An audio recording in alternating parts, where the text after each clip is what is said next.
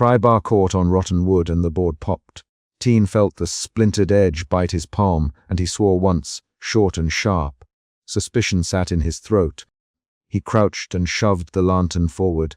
The light hit iron and dust and a bell half buried, where no bell should be. Henry made a sound, part laugh, part choke, and the two men worked with their hands, scooping the bell free.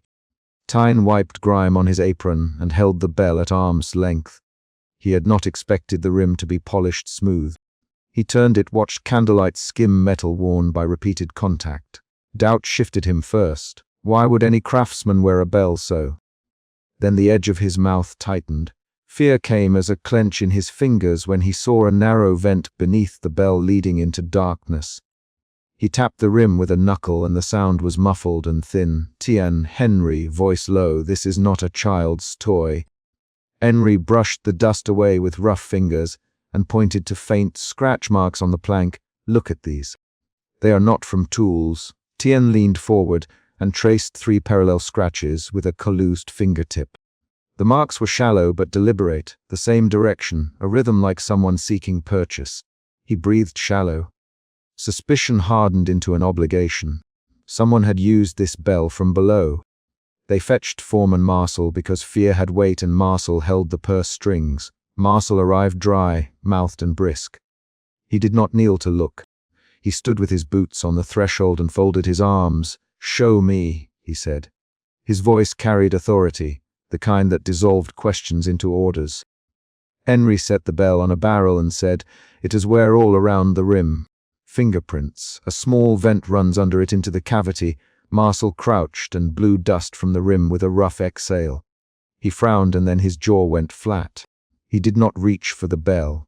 He tapped his tobacco tin twice and said, "Seal it back. We eat work, are we done? Tea, no talk." Tien felt a new shift from obligation to resistance. He straightened and said, "We work with truth or we do not work at all. This is something kept there on purpose." His voice came out quieter than he wanted. Henry glanced at Marcel and then at Tien, mouth thinning. Marcel's hand came out fast. "You will not make trouble. You will put the board back and you will forget what you saw." He put an envelope of folded coins on the barrel as if buying silence could replace the bell's questions. Henry looked at the coins, then at Tien. Tien lifted the bell again. He felt the weight of it against his palm and could not pretend the metal was just scrap. The bell's rim had a faint sheen where skin had rubbed it. There were smudges that still held pale dust. He set his jaw. "We take records to the clerk," he said. "We show the ledger. If it's sanctioned, we'll leave. If not, we speak." Marcel barked. "You cannot take the horse wood to the clerk. You would ruin everyone." Tien met his gaze. "Then ruin me if you must. But we cannot cover this blind." Henry's hand hovered over his apron. Tien, think. If Marcel says hush, it is because he fears men with keys." Henry's voice carried the tremor of real calculation. Between coin and threat, the foreman's claim weighed on them. They brought Ab Rousseau from the parish house because the hall's ledger was kept under candle and vellum in the cleric's room. The Ab smelled of boiled rope and paper. He wore spectacles and a habit with a grease stain on the cuff. When he saw the bell, he did not raise his hand in prayer. He set the ledger open on the table and fumbled past entries with a finger that trembled. "Monsieur Rousseau," Tien said, read the margin notes. "There was an instruction kept here once." The Ab's eyes slid over handwriting and stopped. He pointed to a faded line of ink in a cramped hand. A shortened directive for a safety signal anchored to a bell. He read aloud, slow, "If the condemned can ring thrice, the trap shall be opened." He swallowed, but this notation, it is annotated. The handwriting indicates a later amendment. "What amendment?" Marcel demanded. Rousseau pushed the spectacles higher. He traced a smudge. "The marginal note suggests the bell be used as an assurance. The later mark says bell to be accepted as end of petition, when no reply after 1 hour. He closed the ledger with a sound like a small stone hitting wood. A new emotion moved through Tien, betrayal. The ledger turned a ritual into a truncation. He thought of men kneeling, calling from a narrow hole under boards, and a bell being counted as an answered plea, or as a final signal. His hands tightened into fists. He felt the betrayal as a physical tug at his ribs. Marcel's face went cold. The entries are old. They do not concern us now. He reached for the ledger and then paused as Tyne's fingers hovered over it. Henry stepped between them with a ragged breath. Do not take it, Marcel. Not like that. If you touch his things, someone will ask why. 3 sudden knocks at the outer door cut the room. Workers on the other side called for dawn bread. An external disruption. The hoarse routine pressed on. Henry muttered, "We should move before more come." Tien folded the ledger into his coat with a decisive motion. He chose action. He would not leave the ledger where Marcel could pocket it. He felt a shift from betrayal to determination. Determination moved his legs and gave focus to his hands. They returned to the cellar at dawn and pried the trapdoor fully open. The smell hit Tien first, old linen, iron, and a coppery odor that made his eyes sting. He shone the lantern past the bell and into the cavity. White shapes lay packed against wood, and each bundle had a place for the bell. Tyne leaned over and saw cloth frayed at the edges and bone glimpsing where shrouds had split. Marcel lunged forward with a shove to the shoulder and a bellow. "Close it!" "Close it now!" Henry stumbled back, hand splayed. The ledger slid from Tyne's coat in his sudden move. It hit the wooden step and a folded page fell and turned face up, the name visible in ink. Tyne said, "Marcel, stop." He tried to keep his voice steady. The foreman's hand closed on the ledger, fingers like iron. Marcel's eyes were frantic and hard. His mouth moved, but no sensible words came out, only the rush of someone discovering that a private thing had been seen. Marcel snatched the page and his thumb smeared a portion of the ink. He could not hide what was legible. A local magistrate's name repeated. Tyne lunged and the 2 men collided. Henry caught Tyne's sleeve and yelled, "Tyne, the men outside, listen!" Voices rose on the stair, calling the foreman for shifts. The struggle turned violent. Marcel shoved Henry into a stack of barrels. Henry's lantern clattered and guttered. Someone else ran to the cells and through the door. There were shouts. "What is that noise? Marcel, you fool!" The workforce gathered at the top of the stairs, faces pinched under cloaks, breath steaming. Tyne slipped the visible page into his inner coat, while his other hand pushed the bell clear of the cavity edge. In the mix of motion he saw the shrouds and a small carved token tucked in one bundle. It was a rosary bead, not polished but gouged. Tyne's fingers closed around the bead, and he felt the wood's ridges. Henry hissed, "You took something." He had a look of betrayal toward Tyne for acting without telling him. Tyne answered with a raw, concise line. "I kept the ledger page. We need proof." Henry's jaw clenched. Marcel's breathing came ragged and quick, his shoulders hunched as if bracing for blows. A worker at the stair called, "There's blood on the step." The word made a new reaction travel through the cluster of men. Silence snapped thin. The half-light turned everybody inward and suspicious. Men counted themselves against danger. An external event. Someone carrying a childlike bell from the cellar appeared and froze, mouth open. Marcel forced a cover story. It was a structural burial, old bones from the plague. "We will report them properly. You will go back to your tasks. No rumor, no talk," Tien said. "Who will report? Whose names are in the ledger?" He kept his voice even and close. He lifted his chin so that Marcel could see his face. Marcel spat in the dirt and hissed, "You do not know what you touch, Tyne. You stir men who work with their mouths closed. You will bring us ruin." He stepped toward Tyne with a hand that wanted to strike. Henry stepped between them and said, "Marcel, stop it. You will not hit him here." He sounded small but firm. A short back and forth followed. Marcel ordered silence. Henry demanded explanation. Tyne repeated the magistrate's name softly. In those quick lines the group's loyalties shuffled. The crowd pulled in toward the stairwell and then, just as quickly, unraveled when a bell tolled from the old chapel above. The sound cut across the yard and forced workmen to remember shift times. Marcel used the sound as cover and grabbed one end of the ledger. Tyne, already moving, anchored his body and would not let the ledger be swallowed. "You will not burn this," he said. Marcel's hand closed over the journal and then he used force. He aimed a blow that was mostly a shove and sent Tyne stumbling. Tyne hit a barrel, then the rail, then the stairs. For a moment his breath went away, and an image flashed across his mind. A small hand under a board fumbling for a bell. He coughed and pushed up. The ledger was half in Marcel's hand and half visible. Tyne grabbed the exposed corner with 2 fingers and peeled it free while the foreman tried to keep hold. Henry yelled, "Tyne now!" The shout turned the struggle into a frenzy.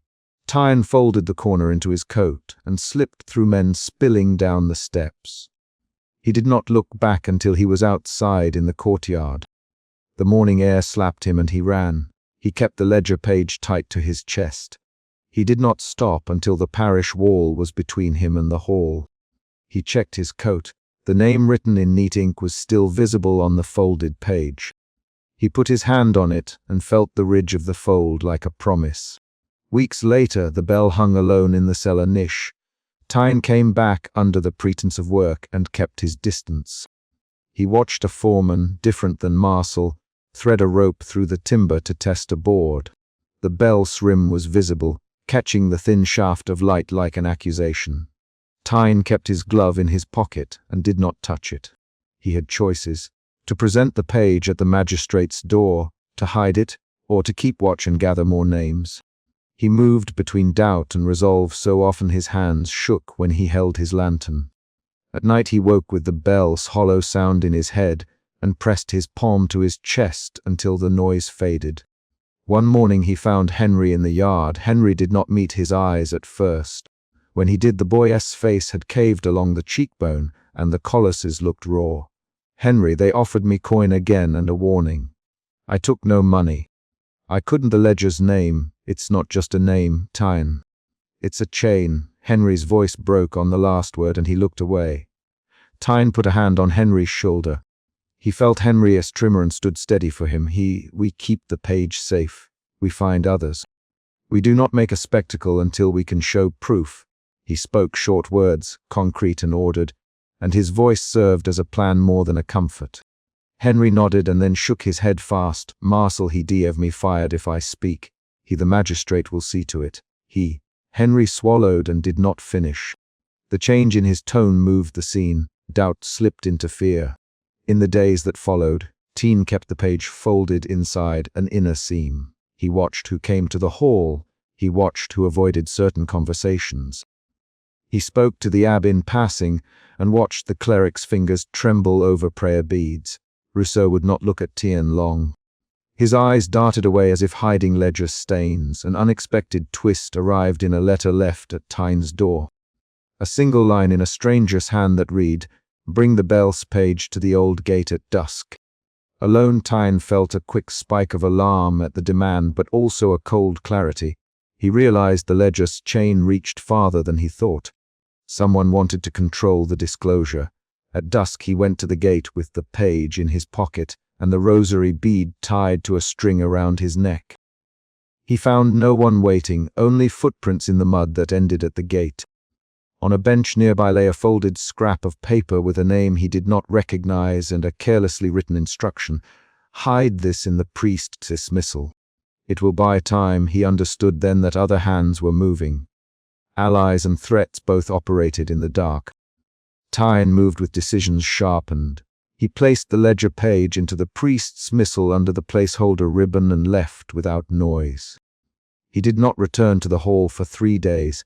When he did, the bell still hung where it had been left, its rim catching a single pale light. He stood in the doorway and watched the bell as if it might speak.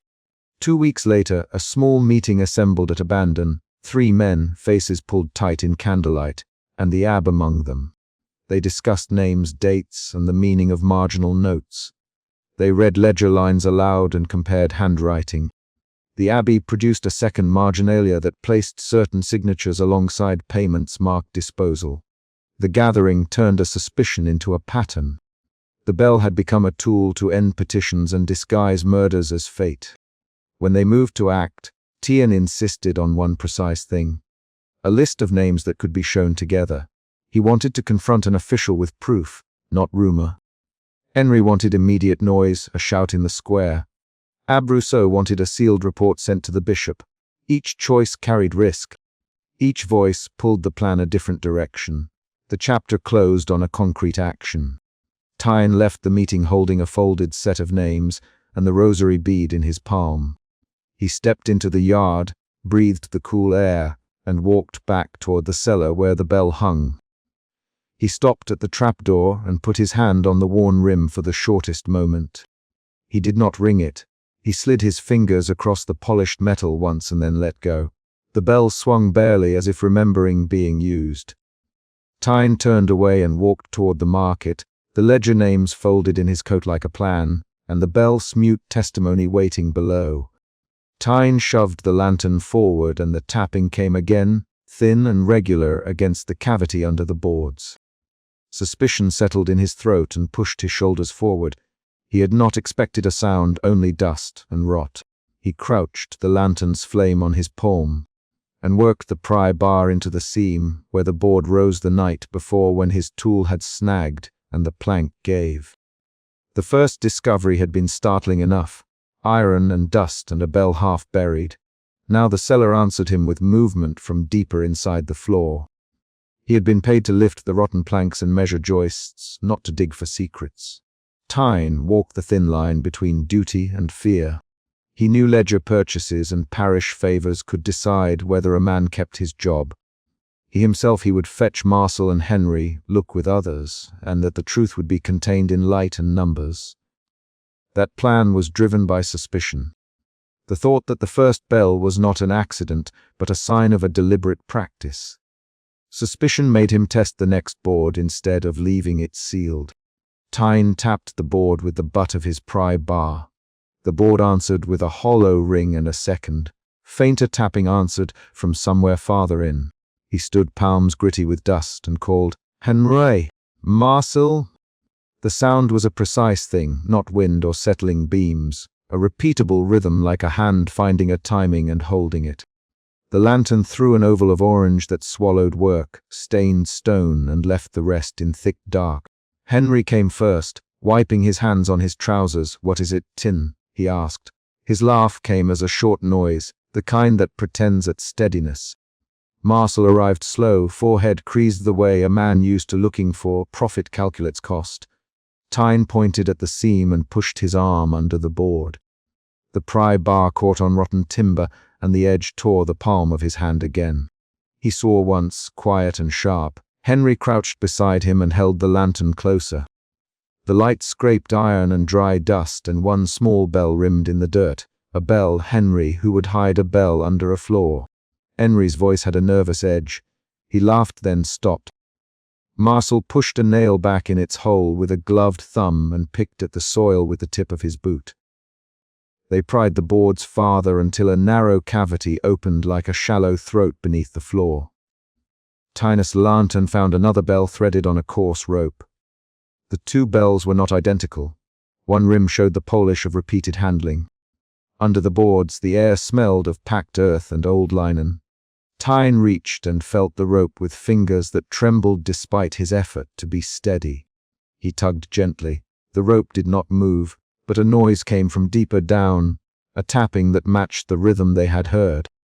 "Henry, it's a joke. Someone played a trick on the parish." He sounded uncertain and tried to make his hands look steady. Marcel folded the ledger from his pocket and kept his eyes on the rope. Tyne did not laugh. He ran his thumb across the rim of the nearer bell and found the rim worn smooth, the metal bright where hands had rubbed it raw. He looked at the grooves cut into joists, at narrow scratches that matched fingertip arcs. "This was used," Tyne said, "not as ornament.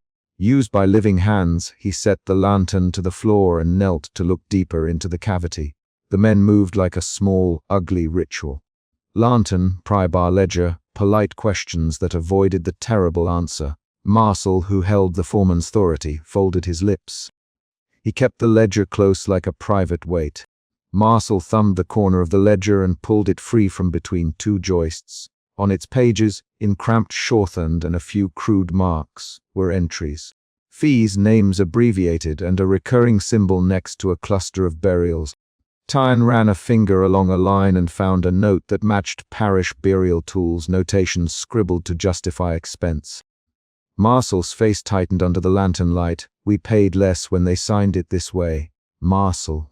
He did not raise his voice. It saved the parish money. His hands tried to make economy sound like devotion. Tyne tried to meet Marcel's gaze, but Marcel looked at the ledger as if the paper itself could answer for him. Henry watched them both and cleared his throat. The cellar door banged once and Warden Roche's shadow fell across the threshold. He had come because a lantern call was a thing that could not be ignored in small towns. Roche studied the bells, the ledger, the scratches. He held his lantern in a way that kept some of his face hidden. He did not pick up the rope.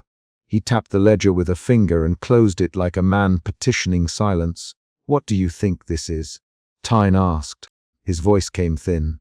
He still held the idea that a wrong could be righted by telling, by exposure, by recording names and dates. Suspicion had given way to curiosity, then sharpened into a need to prove what he had only seen. Roche, duty is particular. Rumor can unmake a parish faster than flood or fire. He moved calmly. "You three are to replace the boards and come with me at first light. Nothing leaves this cellar until the parish is consulted." The sentence shut the space like a lid. Tyne felt a new current in the room. Not only fear of being blamed, but the pressure of an institution wanting to contain scandal. Tyne argued, there could be someone alive. The words came out before he could measure them. They might be calling for help. He pressed a knuckle to the rope. The tapping in the deeper pit resumed, tiny and full of a different power now that it had been recognized. Roche's hand moved to the rope as if to feel its weight. He did not touch it. "You should know when to let a matter be handled," he said. "There are costs to making every rumor public." Marcel stepped between Roche and the pit and cut the sentence with a short laugh. "Roche, we are not making rumors. We are workers. This will ruin the mill's business if it is misread." Henry's laugh died against the stone. The tapping accelerated into an uneven rhythm. Tian grabbed 2 planks and began to pry open an adjacent trap.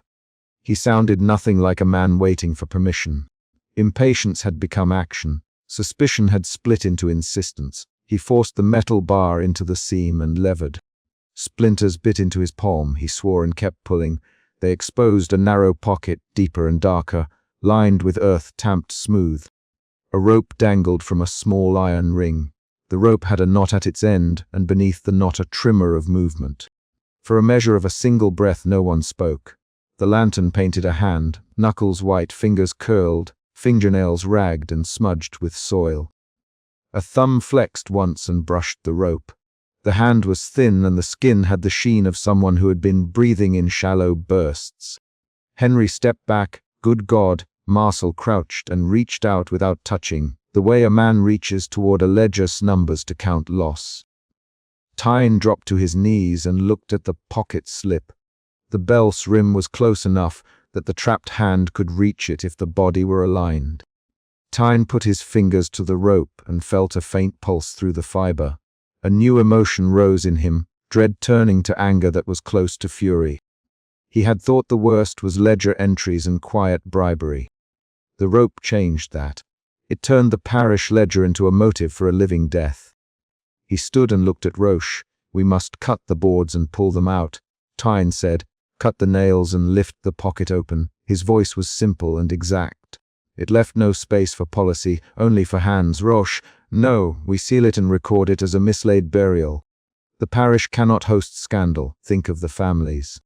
Think of order." His voice had a firmness that tasted of old, bought decisions. "Open it and you start inquiries." He took a step away as if to shelter himself from the pull of choice. Marcel's fingers tightened on the ledger. "Roche, that will cost the parish. If word gets out, tithers fall, trade stops. We bury it and list the bills. We are not killing," he faltered. The ledger rubbed a raw line across his knuckle. "You will not put that burden on me," Tyne said. He moved to the lip of the pit and started to work the bar under the last board.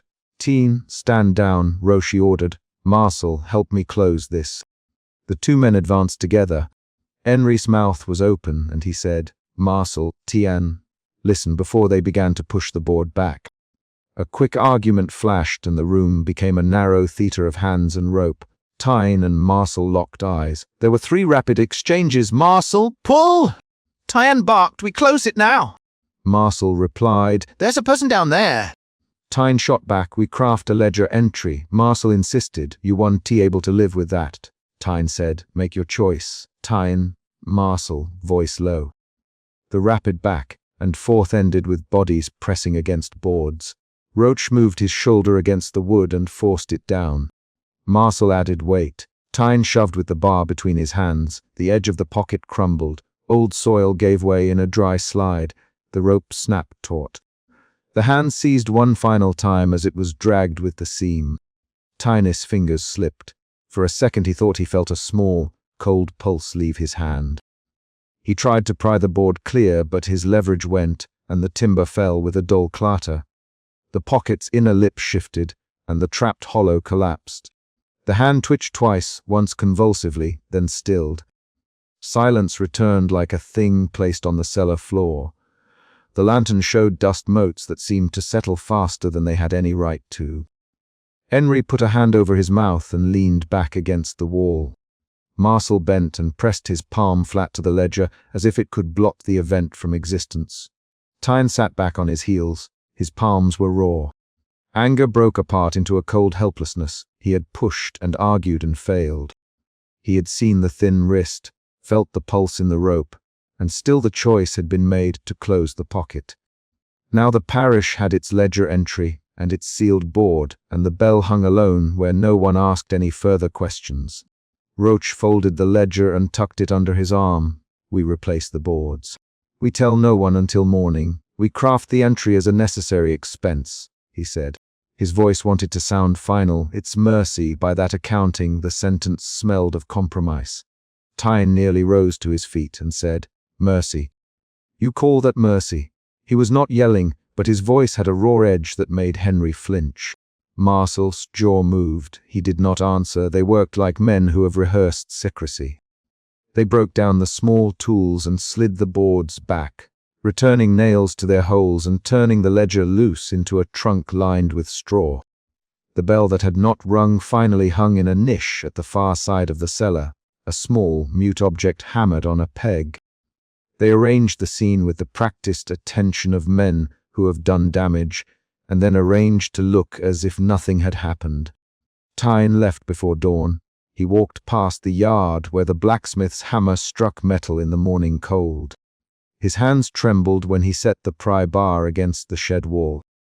He thought of the bell's rim, bright with worn metal where someone had rubbed it until it shone. He thought of the ledger's marks and the way Roach had said, Mercy. He had moved from suspicion to action, and then to a resigned fury that had no outlet. The thought that the parish could treat a call for life as a cost made his stomach fall. Later, they would argue about phrasing in entries and who would sign the trunk. Roach would change dates and add notation meant to sound routine. Marcel would insist on economy and the business of a parish that could not be overwhelmed by rumor. Henry would tell the story later in the tavern, trimming horror into something tolerable. They themselves the same things. That families would be spared disgrace, that the parish could not bear collapse, that the man in the pits stood no chance even if they had acted. Each of those phrases was an attempt to transform a violent decision into a ledger line. In the days that followed, Tian kept finding traces. He would pass the execution hall and see the niche where the bell now hung, visible only to those who knew. The bell's rim glinted when a shaft of light fell across it, and Tyne would stop and press his fingers to the worn wood of the door as if to anchor himself to memory. He traced the small scar on his palm from the first night's splinter and remembered the feeling of nails biting into his skin as they forced the board closed. At the parish office, the ledger sat under glass in a trunk. Roach wrote the entry in a careful hand, miscellaneous expenses, burials, closed account. Marcel initialed and moved on. Henry no one. His laughter had left his voice. Tyne returned to work on the mill, but his hands began to tremble when he held tools. He wiped them on his apron as he had always done, but now the motion was a small attempt to erase the feel of the rope through his fingers.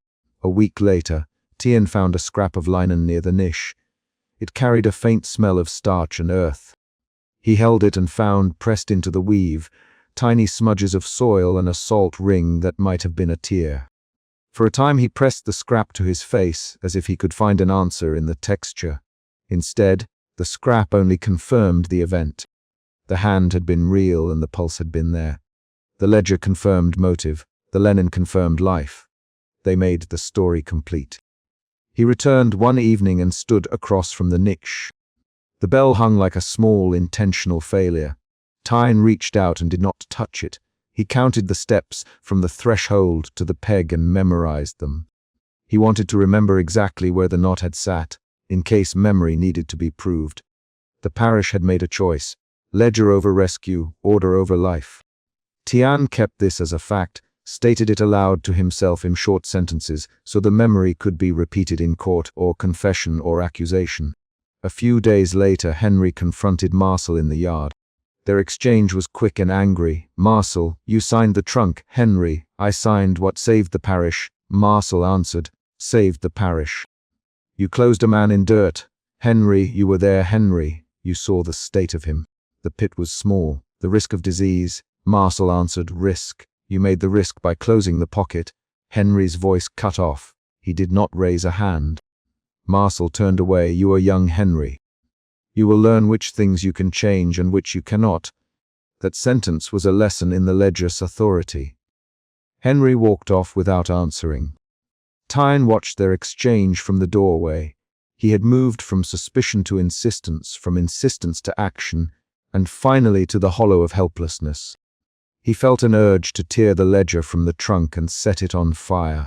Instead he watched and catalogued, his choices reduced to small resistances.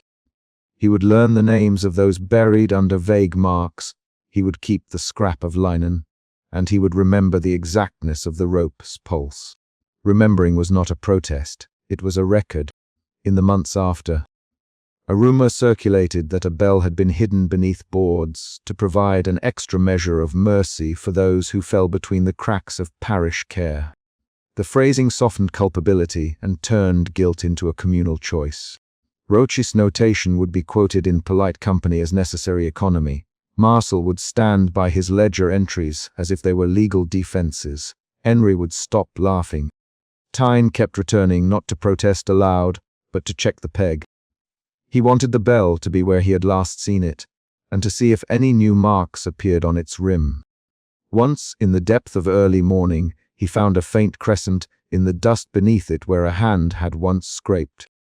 The crescent matched the pattern of nails he had seen earlier. He crouched and pressed his thumb in the crescent, leaving a print that dried in less than an hour. That small impression was his protest, a testimony that could not be easily catalogued by a ledger. The final change came not from Tian but from an outsider, a traveling inspector who questioned burial records in a neighboring parish. The inspector's interest was practical. He noted inconsistencies and asked for receipts and signatures. When he asked Roche for entries to match names, Roche supplied a ledger that now had different dates and marginal notes. The inspector frowned at the repeated shortened marks and asked, "What do these symbols mean?" Roche replied, "Local shorthand for exemptions and consolidated accounts." He kept his voice steady. The inspector wrote the shorthand on his own paper and did not press further. The ledger passed inspection. The parish's handling of the matter remained officially intact. Tyne learned this through Henry, who could not keep the worry from his face. Henry came to the mill at dusk and said, "They questions. They wrote things down. It will be quiet now." He swallowed and added, "But I remember the tapping. I hear it sometimes when I wake." His voice was small. Tyne said, "We heard a hand. We tried to pull. They closed it." That is what happened. He did not say the name of the person whose hand he had touched because he did not know it. He had no confession to offer, no identity to avenge. He had only the memory of the rope's pulse and the roundness of the bell, rim polished by hands in the dark. One night, months after the ledger was returned and the parish's records scrubbed to order, Tyne returned with Henry and a small knife. He did not plan to undo the parish's decisions. He intended only to make one small, physical alteration that would forever mark what had happened. He sliced a narrow groove into the peg behind which the bell hung and pushed a sliver of wood into it. The cut was shallow and practical. He left a notch that would catch dust differently. Henry, if the bell is moved, the notch will be disturbed. I want someone to know the bell was hung by hands that decided to close a pocket instead of open it. It was not a complaint. It was a choice to leave a small, traceable irregularity. Henry nodded once and did not speak. When Tyan later heard Roach claim the bell had always hung in that niche, nobody believed him. The notch told another story, and Tyan kept a mental ledger separate from the parish records. Names of men who argued, the exact words Roche used, the date they closed the pocket. He kept the scrap of linen folded in his apron.